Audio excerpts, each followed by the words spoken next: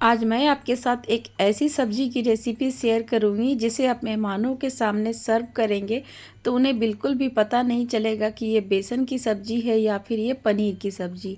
लेकिन मैं आपके साथ जिस सब्ज़ी की रेसिपी शेयर कर रही हूँ वो तो ना बेसन की सब्ज़ी है और ना ही पनीर की। आज मैं आपके साथ कच्चे केले और आलू की रेसिपी को शेयर करूँगी जिसे आप बहुत ही आसानी से बना सकते हैं। और अगर आप कोफ्ते खा कर के बोर हो गए हैं तो इस रेसिपी को ट्राई ज़रूर कीजिएगा। तो इसके लिए मैंने यहाँ पर कच्चे केले और आलू को इस तरीके से कुकर में ट्रांसफ़र कर दिया है और उसके बाद थोड़ा सा पानी डाल करके इसमें 3 सीटी लगा दिया है। 3 सीटी लगाने के बाद एक बार आप कुकर का लिड खोल कर देख लीजिएगा। तो देखिए मैंने यहाँ पर चेक किया तो आलू और हमारा केला अच्छे से पक चुका है। अब हम इसे एक प्लेट में निकाल लेंगे।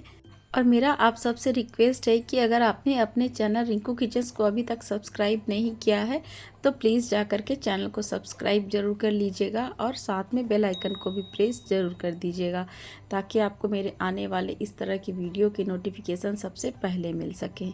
तो देखिए इधर मैंने केले को निकाल लिया है प्लेट में और केला अच्छे से ठंडा हो गया है और इधर मैंने इसके छिलके को भी इस तरीके से उतार लिया है। इसके बाद हम इसे बढ़िया से मैश कर लेंगे। तो इसके लिए मैंने यहाँ पर एक फोक की मदद से इस तरीके से मैश कर लिया है।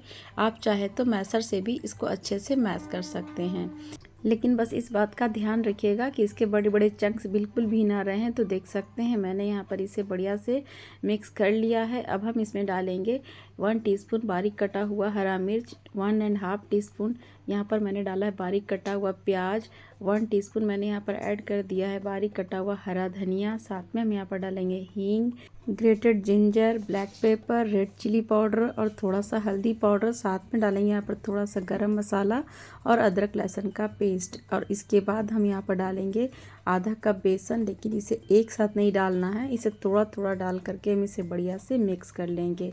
सारी चीज़ों को हमें अच्छे से मिक्स करना है, मगर ध्यान रहे आप बेसन को एक साथ मत डालिएगा, थोड़ा थोड़ा करके इस तरीके से बेसन को हम मिक्स करेंगे। तो मैंने यहाँ पर आधा कप बेसन लिया था, लेकिन फिर मैंने यहाँ पर बाद में 1/4 कप बेसन को और ऐड किया है। तो आप अपने ज़रूरत के हिसाब से इसमें बेसन को ऐड कीजिएगा और इस तरीके से हमें इसका एक बैटर तैयार करना है। इधर मैंने एक प्लेट में थोड़ा सा तेल लगा कर इसे अच्छे से चिकना कर लिया है और इसके बाद इस बैटर को हम इसमें डालेंगे। बैटर को हमें बहुत पतला नहीं करना है, बस इसी कंसिस्टेंसी के साथ हमें इसमें ऐड करना है। तो देख सकते हैं मैंने यहाँ पर बैटर को प्लेट में इस तरीके से ट्रांसफ़र कर लिया है और इसके बाद आप इसे चम्मच के सहारे इस तरीके से चारों तरफ बढ़िया से फैला दीजिए। चारों तरफ देखिए मैंने इस तरीके से फैला दिया है। एक बार इसे टैप कर लीजिए इस तरीके से और इसके बाद चलिए बढ़ते हैं गैस की तरफ। तो मैंने इस तरीके का एक फ्लैट पैन ले लिया है और इस तरीके का आप एक रख लीजिएगा इसके ऊपर, या तो फिर आप इस यहाँ पर कटोरी या फिर प्लेट का सहारा ले सकते हैं और इसके ऊपर आप इसे रख करके आप लिड लगा दीजिए। तो देख सकते हैं यहाँ पर 2 से 3 मिनट में बढ़िया से ये अच्छे से कुक हो चुके हैं। एक बार आप इस तरीके से बीच में नाइफ़ लगा के चेक कर लीजिएगा तो ये बिल्कुल क्लीन निकल आया है, मतलब हमारा ये बैटर बिल्कुल अच्छे से पक चुका है। अब हम इसे निकाल लेंगे और इसे दूसरी तरफ ठंडा होने के लिए रख देंगे। चलिए अब हम एक मसाला तैयार कर लेते हैं। तो मसाले के लिए मैंने यहाँ पर लहसुन, अदरक, हरी मिर्च और प्याज और साथ में मैंने यहाँ पर टमाटर को इसमें ऐड कर दिया है। और इसके फ्लेवर को और भी बढ़िया बनाने के लिए मैंने यहाँ पर धनिया के स्टेम ले लिए हैं और इसे एक बढ़िया सा पेस्ट बना लेंगे। तो यहाँ पर देख सकते हैं मैंने यहाँ पर एक फ़ाइन पेस्ट बना लिया है और इधर हमारा ये प्लेट अच्छे से ठंडा हो गया है। चलिए अब हम इसको पीसेस में कट कर लेंगे। तो देख सकते हैं मैंने यहाँ पर इस तरीके से नाइफ़ लगाया तो बहुत ही ईजीली और बहुत क्लीन कट रहा है। तो इसी तरीके से ठंडे होने के बाद हम इसे कट करेंगे और इसके पीसेस को आप अपने अकॉर्डिंग कर सकते हैं, या तो स्क्वायर शेप में या फिर आप इसे डायमंड शेप में भी कट कर सकते हैं। तो देख सकते हैं मैंने यहाँ पर छोटे छोटे स्क्वायर शेप में इस तरीके से कट कर लिया है और ये बिल्कुल देखने में पनीर की तरह लग रहे हैं ना। तो इस तरीके से अगर आप मेहमानों को बना करके खिलाएंगे तो उन्हें पता ही नहीं चलेगा कि ये केले की सब्ज़ी है, पनीर की सब्ज़ी है या फिर बेसन की। तो देख सकते हैं यहाँ पर मैंने इस तरीके से कट कर लिया और इसके पीसेस को कुछ इस तरीके से मैंने अलग कर दिया है और कितना स्मूथ ये आसानी से प्लेट को छोड़ दिया है। और यहाँ पर आप देख सकते हैं इसके पीसेस को। तो चलिए अब हम यहाँ पर इसे एक तोड़ के भी दिखाते हैं। तो देख सकते हैं बिल्कुल सॉफ्ट बन करके तैयार हुआ है। इधर एक कढ़ाई में हम तेल डालेंगे और इसे हम पहले डीप फ्राई कर लेंगे। यहाँ पर आप चाहे तो इसे डीप फ्राई कर सकते हैं या फिर सैलो फ्राई, या फिर इसे और भी ज़्यादा हेल्दी बनाने के लिए आप बिना फ्राई किए भी आप सब्ज़ी में डाल सकते हैं। तो मेरे यहाँ पर इसे इस तरीके से फ्राई किया हुआ पसंद किया जाता है, इसलिए मैंने यहाँ पर इसे डीप फ्राई कर दिया है। क्या आपने कभी केले की सब्ज़ी को इस स्टाइल में ट्राई किया है?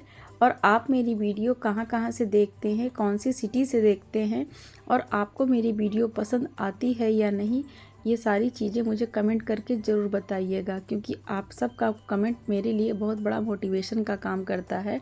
और मेरी मेहनत आपको थोड़ी भी पसंद आए तो वीडियो को लाइक कर दीजिएगा और अपने फ्रेंड्स एंड फैमिली में भी शेयर ज़रूर कर दीजिएगा। तो देख सकते हैं यहाँ पर बढ़िया से फ्राई हो चुकी हैं और एक बढ़िया सा कलर भी इसमें आ गया है। बस इसी स्टेज में हम इसे निकाल लेंगे और बाकी के बड़ियों को भी सेम प्रोसेस में इसी तरीके से फ्राई कर लेंगे।